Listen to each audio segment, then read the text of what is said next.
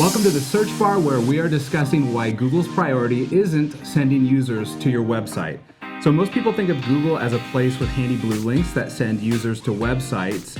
And while that's why Google started, Google has really evolved over the years. And that's not necessarily its purpose quite as much as it used to be. So I'm going to start out by asking you, Melissa, what is Google's purpose today? What does Google do? It's kind of evolved. We all think about it as more from like our age, right?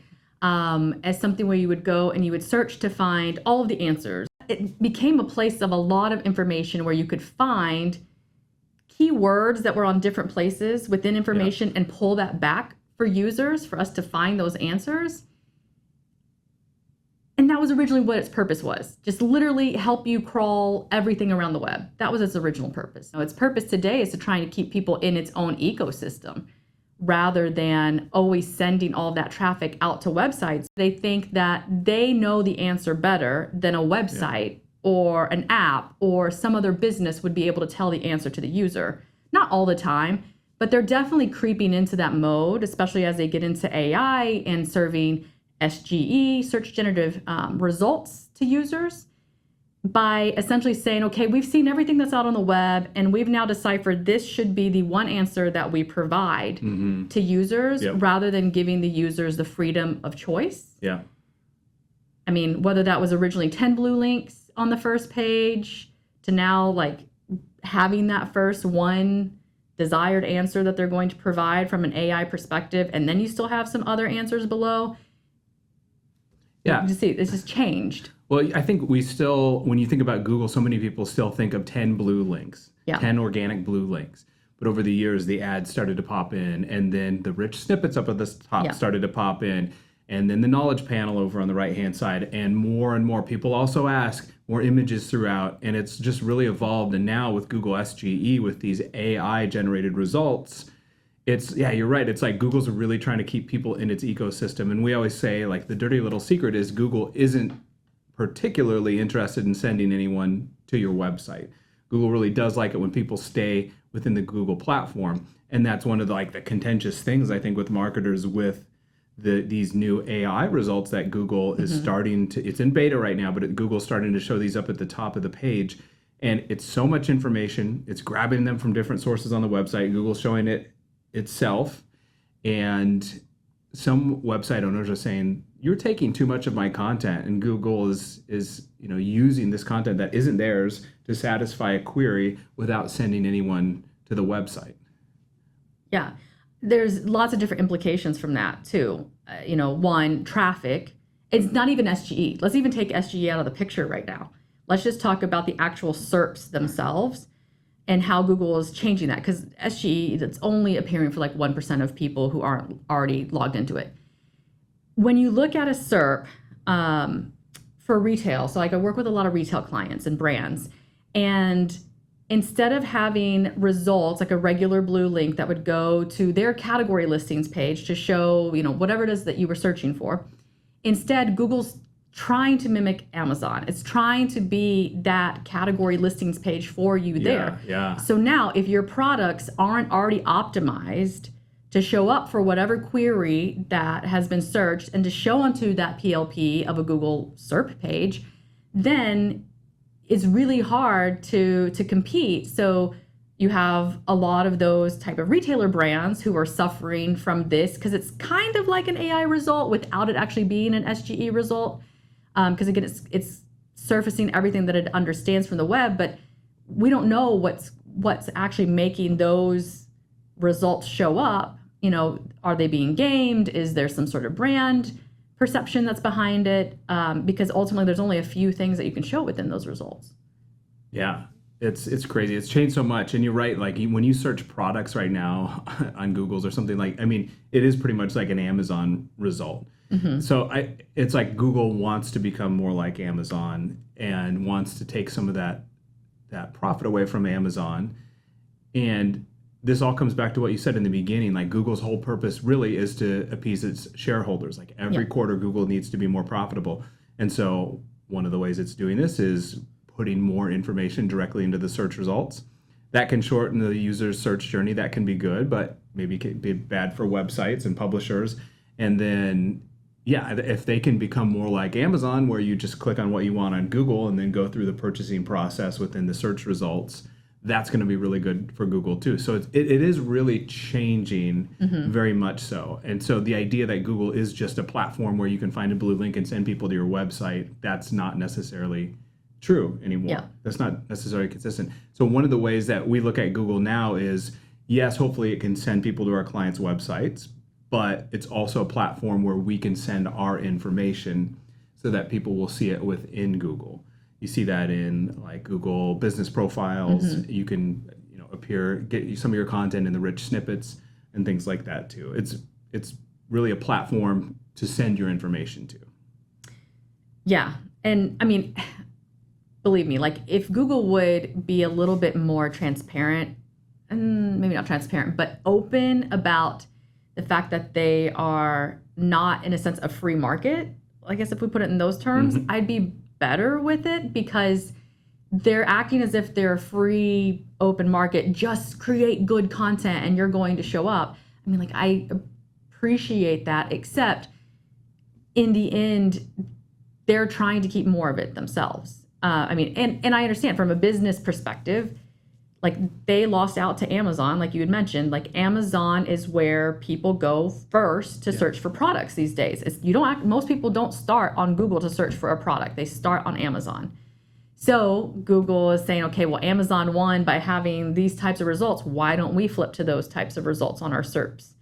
And so I think they're playing around with that. I've even started to see where they've taken that from more of a direct shopping kind of query and turning that from a gifting perspective. So now if you're looking for gifting ideas, like Mother Day's gift ideas, you're going to see a lot more of these product carousels showing up with lots of different ideas of like, here's top jewelry that she might be interested in, or here are flower bouquets that she might want, or here's how you could give her relaxing spa-like treatment. So I understand why they're doing that. That is a good user experience. But it's kind of, again, taking away from the work that a lot of other people have done to decide and test and figure out what those really great items are. And then Google's just like reaping the benefit of just like taking all of that hard work and then displaying it themselves. So like as long as Google would be transparent, it's in some ways, I mean, what if Google paid those people, those sites that had given all of that, had done the work? What if they reversed the CPC, reversed it back and said, hey, thank you for making our search engine better. Let me give you a commission, or let me give you a payout for helping us make this AI, right? Like the opposite of Google Ads. Exactly. I mean, because that's essentially what it's they're doing that for free. They're just crawling the information. And for businesses, that used to be a great trade-off, because we, as businesses, we used to get free traffic from that. And so the trade-off was a good one, except now I would really say since like maybe mid last 2023, that's when it started to change, where we weren't seeing as much traffic coming from Google compared to the previous years. Yeah, well, Google's algorithm is always changing, and there's been huge impacts with so many of those things. Yeah. One of the things we try to tell our clients at Blue Compass is, organic traffic from Google is fantastic. Like we focus on it very much, because we generally see the best behaving traffic to websites comes from organic search. So if your brand can be the answer to a query, that's really, really powerful. And so that's why Google organic search is so great and everything.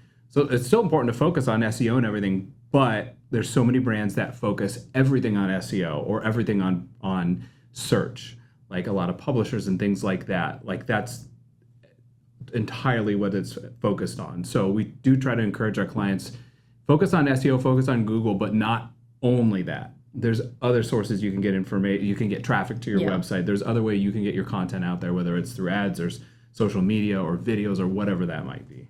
Good to diversify. Yes, it's definitely good to diversify your traffic for sure, especially these days, because you don't want to be heavy in one and then one comes in and can take you out by algorithm updates. Yeah, which happens all the time. Yeah. At scale.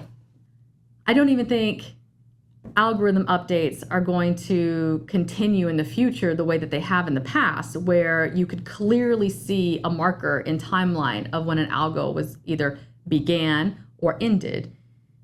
With this last one from the March core algo update that Google had just released, the SEO industry was surprised. We didn't even know that the algorithm had ended. Google had to come out and tell us that. And I think what that shows us is that the SERPs are going to continue to have so much volatility and changes, whether it's from an algo change or from Google, changing the actual visualization of the SERPs themselves, or even just Google's doing topic by topic and making things different at that kind of topical query level. I think we're now in a time frame where Google's like, we finally fooled the SEO industry. Like, they're not going to be able to say, like, this thing happened and we're going to go name an algo penguin like we did in the olden days. I think it's ultimately going to be every new day we're going to wake up and something different is happening. Yeah. Well, that's such an interesting prediction because that's how it has been for years. It's like an event when Google does an algorithm update. It's like, oh, and they would name it. Yeah. Here's the big update that just happened, and everything would shift around, and some pages would get more traffic and some pages would get a lot less traffic. Yeah.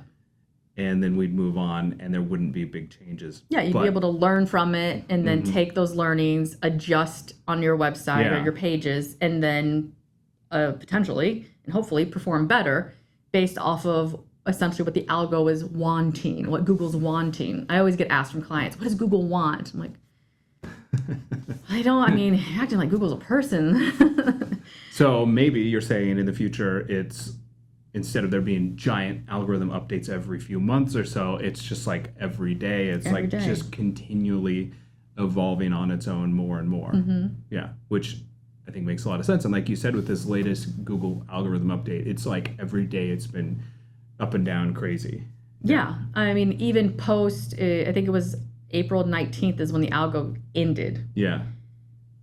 And the reason the SEO industry didn't know that it officially ended is because all of us kept seeing fluctuations in our traffic. Right. So to us, it seemed as if it hadn't finished because we haven't had a steady baseline since then. We had someone ask us, is Google even going to show links to other websites in the future? Or is it going to become like Google SGE, like these Google AI results that it's testing right now, where you go to Google and you just essentially ask a question and it gives you the information? What do you think? I think that's a great question. And I think the core portion of the answer to this is it's not really going to be search engines in the future. We're going to have to talk about things as answer engines. Because right now it's hard for a lot of people to kind of wrap their heads around AI being a search engine. Like when they think of OpenAI or ChatGPT, you don't really think of it as a search engine. Yeah, even though that's what it's doing. It's what's generative, but it's also searching a lot of text, searching a lot of whatever's in its database to then give an answer, whether that answer is to write an essay for you or to give you content ideas or to look through code and analyze what's in there. Ultimately, it's providing an answer to whatever it is that you're asking or you're prompting it to do. It's to give you some sort of answer. And I think that's where the future is going to end up being, where, it's not search engines, because now it's not what Google's original purpose was to be able to search throughout the entire web and find one answer. Now it's going to answer questions that people have. And so I think our industry is going to change. And even just our digital lives are going to change, where we're just going to expect answers back from things. And you can see that a lot with the younger generation. We have teenage boys, and the way that they navigate digital life is much different than us as millennials had ever done that or even expected it to, because they grew up with it. And so there's just an idea of that it's going to every platform, TikTok, YouTube, traditional Google, Amazon, ChatGPT, that they all are going to be able to do the same things, because they don't see them as search engines. They see them as things that will give them answers. Yeah, absolutely. And that's one of the reasons, when you do some like ChatGPT searches or Google Gemini searches right now, it doesn't always source the information. And that's one thing we really want to see. We really want to see these platforms sourcing the information so you can see where it comes from. So hopefully everyone doesn't just trust automatically what they see, but they see where the info is coming from. They can do their own research, but then also it gives you a link to the source too. Yeah. That would be ideal. Ultimately, I know we think the same way, but we also hope that people think about the answers that they're getting, because each of these platforms have their own bias. And I'm not saying bias in a positive or a negative. I'm just saying there's a bias. It's has a decision. I mean, Google results have always had a bias one way or another. Anything does, because you have, however you're built, the database, what actually builds you out is what's going to also determine how you're going to give results. Yeah. This is all just as cautionary tale. That's all we're saying. All technology is just as biased as the people who programmed it. Yep. Yeah. Well, we hope that was helpful for you. If you enjoyed it, please like and subscribe to our channel. Thanks, and we'll talk to you next time.